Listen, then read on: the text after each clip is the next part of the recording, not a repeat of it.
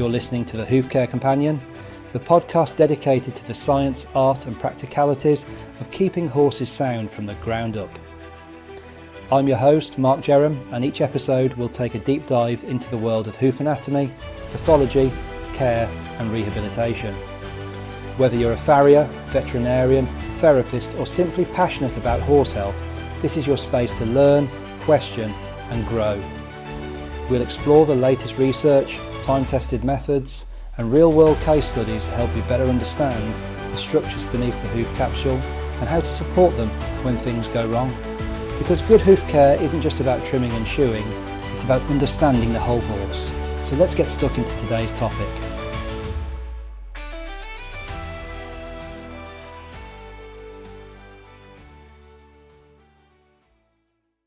Episode 7, Angular Limb Deformities in Foals. Introduction. Angular limb deformities, ALDs, in foals are a common concern in equine veterinary medicine and farriery. These deformities refer to deviations of a limb in the frontal plane where the limb appears crooked when viewed from the front or rear. ALDs can present as either valgus, limb deviating laterally or outward, or varus, limb deviating medially or inward, deformities. Such deviations may affect various joints, particularly the carpus, knee, fetlock or tarsus, hock, and they can compromise a foal's future athletic potential and soundness if not addressed early. Understanding the causes, diagnostic procedures, treatment options and prognosis of ALDs is essential for breeders, veterinarians and farriers alike. This podcast will discuss the etiology, clinical presentation, diagnostic approaches and both conservative and surgical interventions for angular limb deformities in foals' feet, with emphasis on their long-term impact and management strategies. Anatomical considerations. The equine's limb is a complex and dynamic system that undergoes rapid changes during the early months of life. The distal limb in foals consists of soft cartilage and growth plates, which are sites of active endochondral ossification. These growth plates are responsible for longitudinal bone development, and any disruption in their growth can result in angular deviation. The most commonly affected growth plates are those of the distal radius, distal metacarpal/metatarsal bones, and distal tibia. When asymmetric growth occurs across the growth plate, one side of the bone may grow faster than the other, leading to angulation at the adjacent joint, Adams and Stashak, 2002. Valgus deformities of the carpus and fetlock are more commonly observed than varus deformities in foals. This is partly due to the natural postural development of the limb and uneven weight distribution during growth. In newborn foals, mild carpal valgus is often considered normal and usually self-corrects as the foal matures and gains muscle tone and coordination. Sanchi et al., 2003. However, persistence beyond a few weeks of age or worsening angulation may necessitate veterinary evaluation. Etiology and risk factors. Angular limb deformities in foals can arise from a variety of causes. These are generally classified into congenital present at birth and acquired developing after birth categories. Congenital ALDs are often associated with incomplete ossification of the carpal or tarsal bones. Premature, dysmature or twin foals are particularly at risk due to underdeveloped skeletal structures. Vatchek et al., 2001. Incomplete ossification leads to joint instability and improper alignment under load, allowing bones to deviate as weight is applied. Acquired ALDs result from abnormal loading, trauma to the physes or perichondrium, unbalanced nutrition or inappropriate exercise. Rapid growth spurts, especially when coupled with imbalanced mineral intake such as calcium, phosphorus, copper or zinc, can predispose foals to asymmetric growth plate development. Ralston, 1996. Trauma to the growth plate, whether through direct injury or repetitive strain, can result in premature closure or asymmetrical growth that manifests as limb deviation.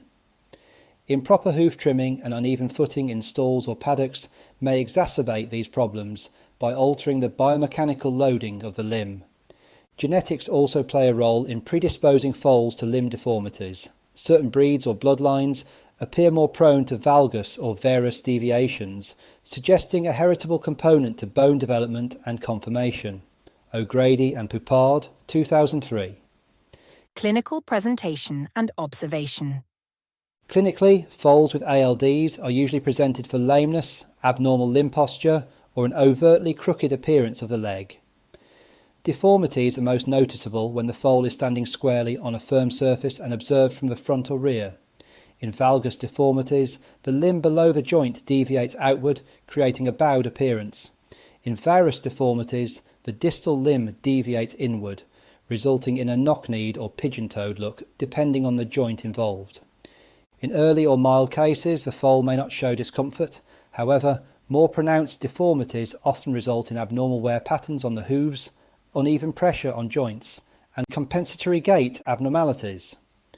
Over time, untreated ALDs may lead to secondary joint strain, flexural deformities, and osteoarthritis, severely limiting the foal's potential for performance. Watkins and Allen, 1990. Palpation and range of motion testing are crucial to distinguish between true angular deviations and rotational limb abnormalities or muscle imbalances. Radiographs are essential for accurate assessment, allowing evaluation of joint conformation, the location and degree of deviation, and the status of growth plates. Sanchi et al., 2003. Diagnostic imaging. Radiographic evaluation is the gold standard for diagnosing and monitoring angular limb deformities in foals. Standard views include dorsopalmar or dorsoplantar and latero-medial projections. These allow veterinarians to measure joint angles and identify the precise point of deviation. Radiographs also help determine the degree of physes closure, which is vital in planning treatment since growth potential decreases rapidly with age. Ultrasonography may be used as an adjunct in cases where soft tissue involvement, such as collateral ligament laxity, is suspected. However, it is less commonly used than radiography in routine ALD assessment. Redding and O'Grady, 2007. Conservative treatment strategies. Most mild ALDs in foals, particularly those under 2 weeks of age, resolve without intervention. Conservative treatment includes restricted exercise, corrective trimming and therapeutic shoeing. Stall rest or limited turnout on level ground prevents excessive strain on the growth plates, particularly in foals with ligamentous laxity or incomplete ossification. Adams and Stauschak, 2002. Corrective trimming is one of the most effective tools in managing ALDs conservatively. In valgus deformities, the outside lateral hoof wall is often rasped to encourage weight bearing on the inside medial side. In varus deformities, the reverse applies. The goal is to shift the mechanical load to the slower growing side of the physes, stimulating growth and encouraging realignment. O'Grady and Poupard, 2003. Therapeutic shoeing, including the use of glue-on extensions or hoof wedges, may be employed in older foals or more severe deformities. Lateral or medial extensions can be applied to rebalance the foot and influence loading patterns across the joint. However, the success of such interventions depends on early application and close monitoring. Nutritional management is also critical. Diets should be carefully balanced in protein, calcium, phosphorus, copper, and zinc to support proper bone development. Overfeeding and excessive energy intake can accelerate growth rates, exacerbating existing deformities. Ralston, 1996. Surgical intervention. In moderate to severe ALDs, or when conservative treatments fail, surgical intervention may be necessary. The two most common surgical techniques are periosteal stripping and transphyseal bridging.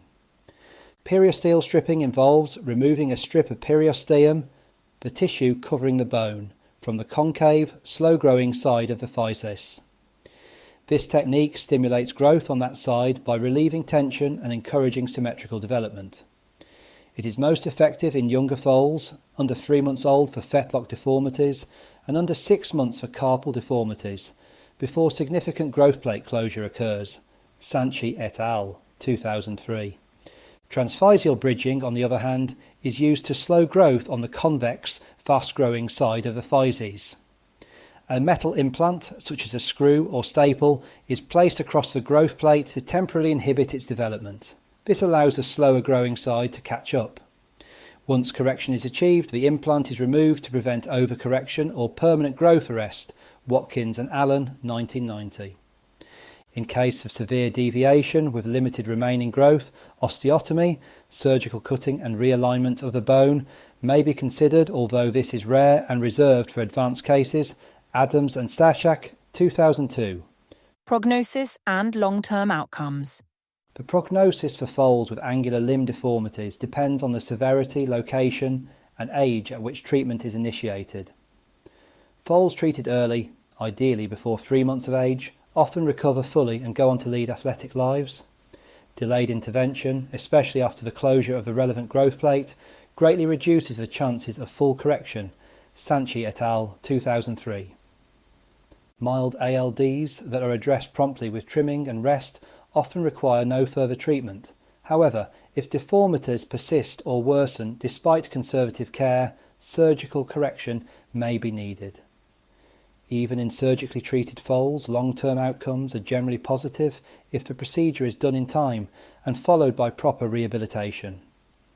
Foals with untreated or severe deformities may suffer from uneven hoof wear, joint strain, chronic lameness or early onset osteoarthritis. These horses may be unsuitable for competitive work and may require lifelong management or retirement. Redding and O'Grady, 2007. Prevention and early monitoring.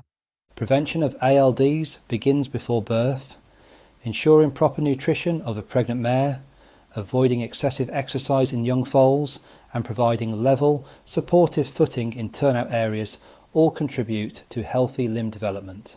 Breeders should be aware of any family history of limb deformities and monitor foals closely in the first few weeks of life. Early examination of the foal's legs is critical. Weekly assessments during the first month of life allow for the early detection of subtle deviations. If a foal displays persistent or worsening angulation beyond 2 to 3 weeks of age, veterinary consultation is advised. Radiographs may be necessary to confirm the diagnosis and guide treatment planning. Regular trimming by a knowledgeable farrier is also essential. Maintaining proper hoof balance reduces stress on developing joints and growth plates. Farriers should work closely with veterinarians to adjust trimming and shoeing plans based on the specific needs of each foal. Conclusion.